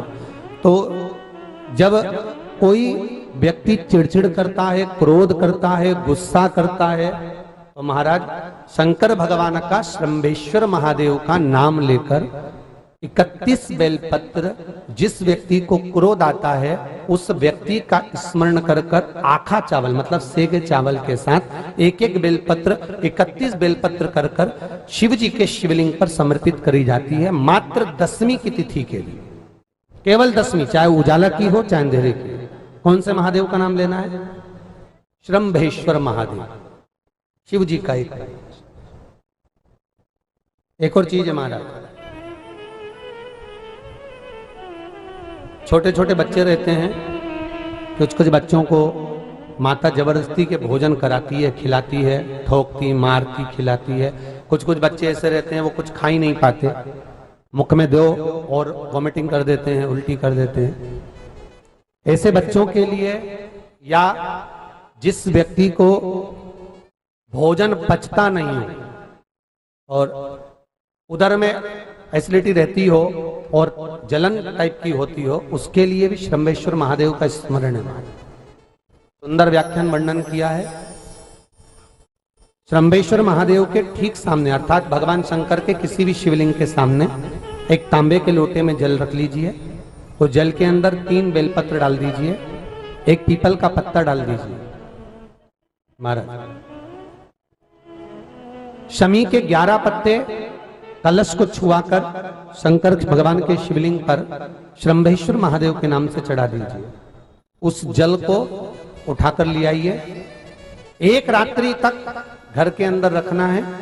उस जल को श्रम्भेश्वर महादेव का नाम लेकर जिस व्यक्ति को एसिडिटी होती हो या उदर खराब रहता हो या भोजन नहीं पचता हो या पेट से जुड़ी हुई प्रॉब्लम हो या बच्चों को भोजन कराते हैं और वो वोमिटिंग कर देते हो, ऐसे बच्चे को या भोजन नहीं भा रहा हो ऐसे व्यक्ति को उस जल को सवेरे दोपहर शाम 3 बार श्रम्भेश्वर महादेव का नाम लेकर आचमन कराना प्रारंभ कर दो, पिलाना चालू कर दीजिए। 3 या 4 दिन पिलाओगे, अपने आप उदर में भी आनंद रहेगा, बच्चा भोजन करना भी प्रारंभ कर देगा। श्रम्भेश्वर महादेव। और यदि इतना भी नहीं कर सकते तो क्रोध को काबू करने के लिए कभी आप लोग बद्रीनाथ जाएं, तो बद्रीनाथ जाएं तो बद्रीनाथ में जाकर आप वहां के पंडित जी से पूछना कि हमें नरसिंह शिला बता दो। आप लोग दर्शन करें नरसिंह शिला के। नरसिंह शिला बद्रीनाथ जी जब जाते हैं तो बद्रीनाथ जी का जो पुल है, कौन कौन ने दर्शन करें? हाथ उठाइए। हाँ, तो आप समझ लेना, पुल जो है ना, यहाँ से पुल से पार करके जाते हैं तो ताप्ती कुंड है सामने, जहां से गर्म पानी निकलता, उसके ठीक सामने नीचे की ओर जलाशय में आप देखेंगे तो नरसिंह शिला है। वहां के पंडित जी से पूछना कि नरसिंह शिला कहाँ है, बता देंगे आप। कोई से भी पूछ लेना, कोई भी ब्राह्मण होगा वहां पर या वहां पर जो दुकानदार है उनसे पूछ लेना कि नरसिंह शिला कौन सी है, तो बता देंगे कि नरसिंह शिला ताप्ती कुंड के सामने है। जिस व्यक्ति को क्रोध आता हो, पति पत्नी में झगड़ा हो रहा हो, अदालत में बात पहुंच गई हो, तलाक तक की बात हो रही हो, तो महाराज नरसिंह शिला पर एक लच्छा मौली उस पर गांठ लगाकर श्रम्भेश्वर महादेव का स्मरण कर कर सिक्के पर लपेट कर नरसिंह शिला पर फेंक दिया जाता है, तो उस व्यक्ति का कभी तलाक नहीं होता, पति पत्नी में प्रेम बढ़ जाता है, क्रोध में कोई घर नहीं बिगड़ सकता। श्रम्भेश्वर महादेव नरसिंह शिला का स्मरण करिए। कभी आप लोग बद्रीनाथ जाएं, जितने लोग टीवी पर कथा सुन रहे हैं, जितने भी देश विदेश में कथा सुन रहे हैं, कभी आप बद्रीनाथ जाएं तो नरसिंह शिला वहां के पंडित जी से, दुकानदार से, किसी से भी पूछ सकते हैं कि नरसिंह शिला कौन सी है, वो बताएगा। इस नरसिंह शिला पर श्रम्भेश्वर महादेव का नाम है। क्रोध प्रसन्न, जैसे बद्रीनाथ जी के मंदिर के पीछे बैठकर चने की दाल को हाथ में लेकर, इसकी भी कथा हम पहले सुना चुके हैं, क्योंकि बद्रीनाथ किसका घर था? बद्रीनाथ किसका घर है? जम के बोलो। शंकर भगवान का निज घर था बद्रीनाथ, खुद का घर। वो तो लक्ष्मी जी को पसंद आ गया था, इसलिए शंकर भगवान ने दे दिया था, तो निज घर भगवान शिव का। आज भी नियम है महाराज, भगवान शंकर के उस घर में जब हम प्रवेश करते हैं बद्रीनाथ जी के मंदिर में, तो चने की दाल लेकर जाते हैं और वो चने की दाल मंदिर के पीछे बैठकर उसमें स्मरण कर कर अपने मनोकामना कर कर श्री बद्रीनाथ भगवान को दे दी जाती है। उसमें से 7 दाने या 11 दाने बचा लिए जाते हैं, वही दाने मंदिर के पीछे बैठकर खा लिए जाते हैं। जिसका आधा सीसी का दर्द होता है, सर्वाइकल का प्रॉब्लम होता है, थायराइड की प्रॉब्लम होती है, उस व्यक्ति के लिए वो 11 दाने 7 दाने जो चने की दाल के होते हैं, मंदिर के पीछे एक बार बिठा कर खिला दो, जिंदगी में कभी आधा सीसी का दर्द नहीं होगा, सर्वाइकल की प्रॉब्लम नहीं होगी। भगवान शंकर का निज घर है बद्रीनाथ, भगवान शिव का निज परिवार वहां विराजता है। और कितनी विचित्रता है, केदारनाथ जी जाते हैं तो क्या बोलते हैं, जम के बोलो, केदारनाथ जी जाते हैं तो क्या बोलते हैं, श्रीमन नारायण।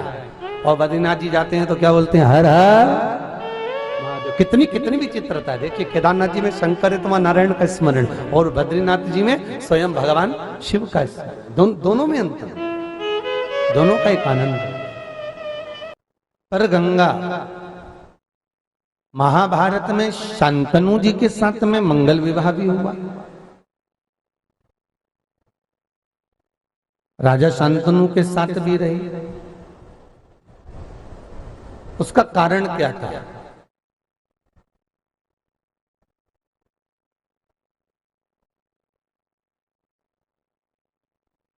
और भीष्म पितामह जैसे पुत्र को जन्म भी दिया।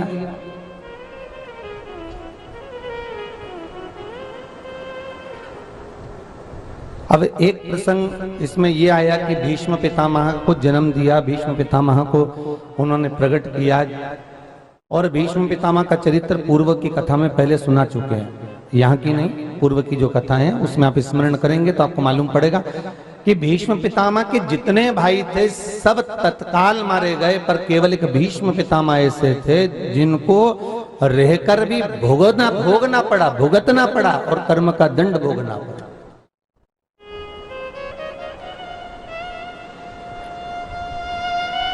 अब ये दोसा की बेटी ने बहुत सुंदर प्रश्न किया कि शांतनु के साथ विवाह होने का कारण क्या था। उसका भी एक व्याख्यान वर्णन है महाराज, विष्णु पुराण को अगर आप उठाएंगे तो उसमें वर्णन मिलेगा।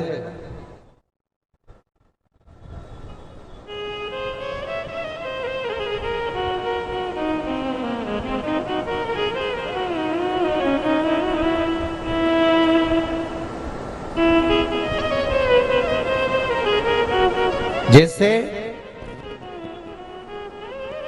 कबूतर को श्रापित करने का प्रसंग अगर देखना है आपको, तो एक रावण संहिता के अंतर्गत, एक मार्कंडे संहिता के अंतर्गत, और दूसरा सुंदर गीता प्रेस गोरखपुर की शिव अंक के अंतर्गत, आप ये तीनों जगह से इसको निकाल सकते। ठीक है।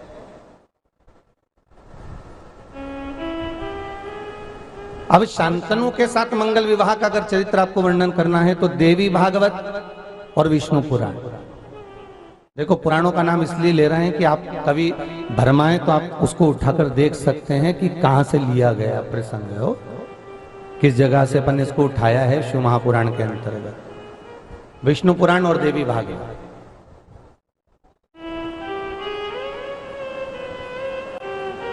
देवी भागवत के अंतर्गत और विष्णु पुराण के अंतर्गत एक भाव वर्णन किया गया महाराज, एक बड़ा सुंदर भाव कहा गया कि गंगा, सरस्वती, लक्ष्मी तीनों एक जगह पर विराजमान है महाराज, तीनों एक ही जगह पर।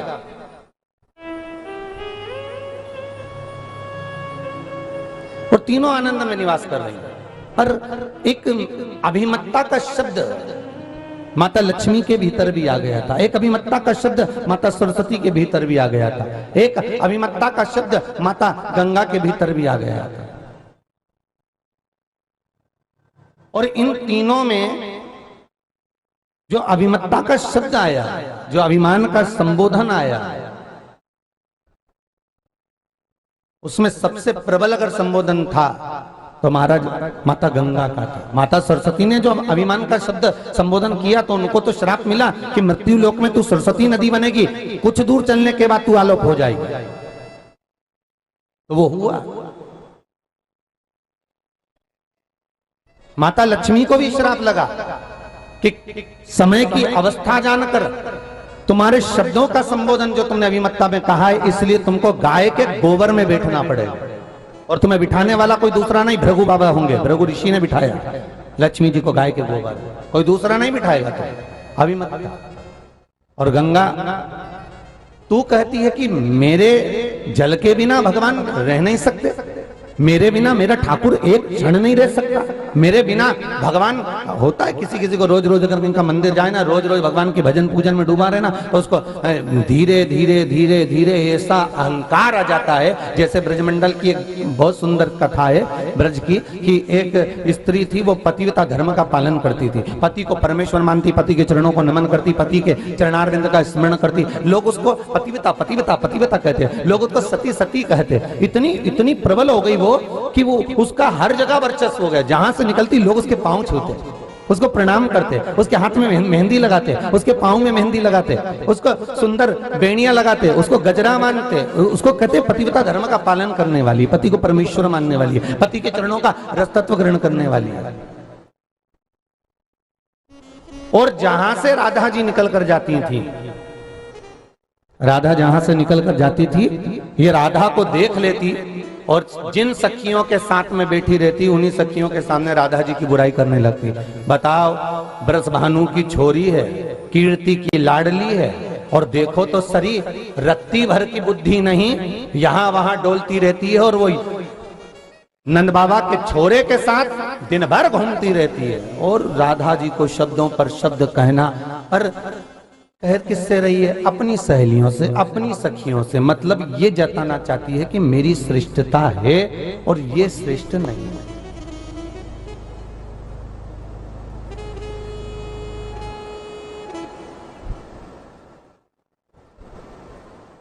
जो बहुत विद्वान होता है ना, जिसमें बहुत सारी विद्वत्ता होती है, शायद इसीलिए रावण को विद्वान कहा है। रावण को क्या कहा है? जम के बोलिए जरा, विद्वान। और हनुमान जी को विद्वान कहा है क्या? अरे बोलो, जम के बोलो। कहीं किसी जगह पर लिखा हो कि हनुमान जी विद्वान है तो जरूर बताना। रावण के संबोधन में आता है, रावण संहिता में आता है कि रावण विद्वान है। और हनुमान जी की जितने लाइनें पढ़ोगे तो उसमें मिलेगा विद्यावान गुणी अति चातुर। यहाँ विद्वान नहीं लिखा है, विद्यावान गुणी अति चातुर। यहाँ विद्वान शब्द संबोधन नहीं है, यहाँ विद्यावान है। मतलब दोनों में अंतर है। विद्वान होता है व्यक्ति तो उसमें अहंकार आ जाता है। मैंने ऐसा करा, मैंने ये कहा, मैं लंकेश, मैं ये कर सकता हूँ, मैं ये कर सकता हूँ, मैं शंकर के उठाकर कैलाश पर्वत को अपने हाथों पर ले सकता हूँ, मैं सोने की लंका बना सकता हूँ। जो विद्वान होता है अपना बखान स्वतः करता रहता है, और जो विद्यावान होता है उसको बखान की जरूरत नहीं होती, उसका बखान दुनिया करती रहती है, उसको बखान की जरूरत नहीं पड़ती, वो अपनी मस्ती का आनंद पाता। दोनों में अंतर है हमारा। जिसमें जो विद्वान होगा ना, वो दिन भर बैठकर केवल गलतियां छांटता रहेगा। ये क्यों नहीं बोला, प्रसाद सही क्यों नहीं बटा, बेलपत्री खाने से क्या होता है, जबरदस्ती की भीड़ लग रही है, कोई मतलब का नहीं, बताओ इतनी भीड़ पड़ रही है, ऐसा हो रहा है। वो दिन भर बैठेगा और दिन भर उसमें से जो विद्वान होगा वो यही निकालता रहेगा कि इसमें कमियां कहां से निकालना है, इसमें से ढूंढना क्या गलती है, इसमें से गलती कौन सी स्वीकार करना है। पर जो विद्यावान है उसको गलतियां छांटने से मतलब नहीं होता, उसको केवल एक तत्व से मतलब होता है कि मुझे शंकर का अनुमोदन करना है, मुझे। और उसमें से भी कई माताएं, एक ये प्रश्न है महाराज जी, बड़ा सुंदर है। आपके द्वारा समय के पहले रात्रि 9 बजे एक बार अभिषेक कराया गया था। मेरी बेटी हाथ पैर जोड़ जोड़ के रह गई, पर उसका ट्रांसफर हो नहीं पाया जो जॉब कर रही थी उसके अंतर्गत। पर अभिषेक करने के 2 दिन निकले थे और उस बेटी का ट्रांसफर हो गया बिना कुछ दिए और बिना कुछ लिए। ये हैं मदन मोहन जी गुप्ता, सेवानिवृत्त हैं, गंगापुर सिटी से आए हुए हैं। ये गंगापुर सिटी का पत्र। ये अंतर है विद्वान और विद्यावान में। जो प्राप्त करा भगवान की भक्ति के रस तत्व में, जो डूब गया, उसको बाबा बस यही देखता है कि उसमें सुख का अनुभव क्या है, और वही हुआ, और हुआ वही प्राप्त। आज माता राधा रानी को वो सती बनकर, सावित्री बनकर, वो पतिव्रता धर्म का पालन करने वाली, अपने आप को पतिव्रता मानने वाली, बहुत विद्वान मानने वाली, वो राधा जी से कहती है ये बताओ, वो नंद बाबा के छोरे के साथ डोलती रहती है। आज ये शब्द राधा जी के कानों में पड़ गए। राधा रो रही थी, नैनों से नीर बह रहा था। सांवरिया ने आकर पूछ लिया, क्यों राधा, क्या बात है, तुम क्यों रो रही हो, तुम्हारे रोने का कारण क्या है, तुम रोती क्यों? राधा कहती, कुछ नहीं ठाकुर, रोने का कोई प्रसंग नहीं है। भगवान मन की बात को जान गए। ठाकुर जी ने एक लीला करी और ठाकुर जी कदम के पेड़ पर चढ़ गए और कदम के पेड़ पर चढ़कर भगवान कृष्ण लुढ़क कर नीचे गिर गए। गिरते से भगवान बेहोश हो गए, भगवान की सुध चली गई, भगवान बेहोश हो गए। सबको बुलाया गया, अरे देखो कान्हा को क्या हो गया, कन्हैया को क्या हो गया, जल्दी देखो। सबको बुलाया पर कन्हैया उठा नहीं। वेदों को बुलाया, औषधि दी पर कन्हैया उठा नहीं। तब गांव का कोई बुजुर्ग बोला, अब तो एक काम हो सकता है, मैंने किसी के मुख से सुना है, अगर कन्हैया को जीवित करना है और कन्हैया को बचाना है तो जो नारी पतिव्रता धर्म का पालन करती हो, पति को परमेश्वर मानती हो, पति के चरणों का स्मरण करती हो, बस वो यमुना जी के ये घाट से लेकर यमुना जी के वो घाट तक कच्चा सूत बांधा जाए और उस सूत पर चढ़कर वो पतिव्रता नारी 1000 छिद्र करे हुए घड़े को लेकर जाए और यमुना जी के मध्य से पानी भरकर लाए और कन्हैया पर छींटे तो कन्हैया जीवित हो सकता है। जैसी बोले सबका ध्यान उसी की ओर गया। किसकी ओर? अरे बोलो तो जम के, उसी की ओर जो कहती थी मैं पतिव्रता धर्म का पालन करती हूँ, पति को परमेश्वर मानती हूँ। बस सबका ध्यान गया, सब हाथ पैर जोड़ने गए। यशोदा जी पांव पड़ने गई, अरे जी चल, तू मेरे बेटे को बचा सकती है, अब तू नहीं होगी ना तो मेरा बेटा मर जाएगा, अरे तू कुछ कृपा कर दे। नंद बाबा, यशोदा, रोहिणी सब दौड़ दौड़ कर उसको बुलाने के लिए गए। अब तो वो और मिन लगा के तैयार हुई। फिर तो अब तो उसकी और आनंद हो गया। फिर उसको लेकर आया। ये 1108 छिद्र का ये कलश है, सहस्त्र धारा का कलश है, आप इसको लेकर जाओ। कच्चा सूत बांधा गया, एक घाट से दूसरे घाट तक। इसको कहा कि आप पतिव्रता धर्म का पालन करती हो, आपके सिवाय पूरे ब्रजमंडल में कोई नहीं जो इतना किसी पति का स्मरण करती हो, आप जाइए। और वो बिंदी मिंदी लगा के और उसके मेहंदी मेहंदी मांड मुंडा के और बढ़िया बेणी और गजरा मजरा लगा लोगों के, और उनके जो कच्चा सूत पे पांव धरवाया तो वो यमुना जी में डुबक डुबक करने लगी, डुबक डुबक। बड़ी मुश्किल से गांव के लोगों ने उसको निकाला। सब रोने लगे कि अब कन्हैया बच नहीं सकता। तब एक बूढ़ी मां बोली, एक मौका राधा को दे दो, एक मौका राधा को दे दो। वो जो पतिव्रता धर्म का पालन करने वाली थी, उसके साथ की 2-3 और थी। उन्होंने कहा, ओ हमें मालूम है राधा कैसी है, हमें मालूम है राधा कैसी। फिर भी बूढ़ी मां ने कहा, एक मौका राधा को दिया जाए। कच्चा सूत फिर बांधा गया, शास्त्र धारा कलश फिर दिया गया। राधा कृष्ण की दशा देखकर रोती रोती कच्चे सूत पर चलती चली जा रही है। यमुना की धार में से जल भरकर लेकर तुरंत आई है और कन्हैया को वापस जल डालकर जीवित कर दिया है। वापस जीवित कर दिया। होश नहीं है राधा को। कन्हैया उठे तो राधा को हिलाया, राधा, ए राधा उठ, जाग। कान्हा तुम जाग गए? हाँ, क्या हो गया था तुमको? भगवान बोले, वो तो भगवान जानता है कि क्या हो गया था, पर मैं जीवित हो गया तो चिंता मत कर। पानी कौन लाया? राधा पूछ रही है। तब सारा ब्रजमंडल कह दिया, राधा जल तू लेकर आई है। भले तू दिखावा नहीं करती, भले माथे पर बिंदी नहीं लगाती, भले मांग भरी ना भरी, भले चोटी करी ना करी, पर तेरा मन, तेरा चित्त, तेरी वृत्ति, शास्त्र कहता रोज मंदिर जाने पर भगवान नहीं मिलेगा। ध्यान देना, आप नहीं जाओ, हम ये नहीं कहते, जाइए, पर निवेदन इतना है कि भगवान को रिझाने के लिए बहुत सारा दिखावा करने की जरूरत नहीं होती। भगवान को रिझाने के लिए तो केवल दिल भगवान को दे दीजिए, भगवान तुम्हारे सम्मुख में आकर खड़ा हो जाएगा। बहुत दिखावे की जरूरत नहीं भगवान को भी जाने।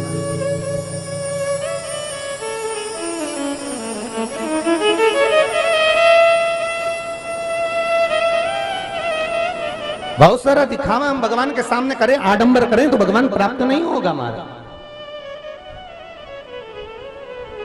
गंगा के मुख से एक शब्द बड़ा निकल गया कि भगवान मेरे जल के बिना नहीं रह सकते, और जब तक मैं सेवा में नहीं खड़ी होंगी तो भगवान राजी नहीं होंगे। देवी भागवत कहती है, लक्ष्मी के मुख से शब्द निकल गया, गंगा इतने ऊंचे बोल ठीक नहीं है, इतने ऊंचे बोल श्रेष्ठ नहीं है तुम्हारे लिए।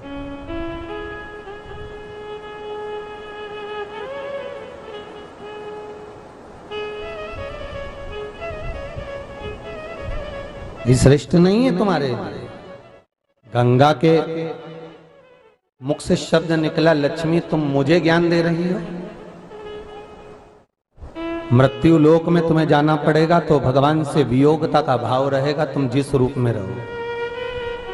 कृष्ण के साथ रुक्मणी बनोगी तो द्वारका में भी रुक्मणी तो दूर रहेगी, राम के साथ सीता बनोगी तो सीता बनकर भी तुम्हें दूरी रखना पड़ेगा।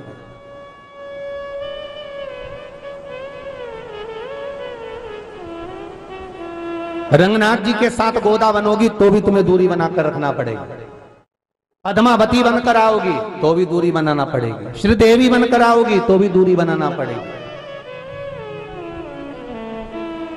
तब लक्ष्मी के मुख से निकल गया, गंगा जितना मैं पतिव्रता स्मरण करती हूं उतना तो तू भी नहीं कर पाती, इसलिए मृत्यु लोक में जाकर तू शंकर का अनुमोदन कर रही है, शिव का स्मरण कर रही है कि नारायण को अपना बनाऊंगी, शिव को अपना बनाऊंगी, और तेरी अभिमतता है, इसलिए मृत्यु लोक में जाकर ना तेरे सम्मुख में शिव रहेंगे ना तेरे सम्मुख में नारायण रहेंगे, तुझे नीचे मृत्यु लोक में जाकर एक साधारण मानव से विवाह करना पड़ेगा।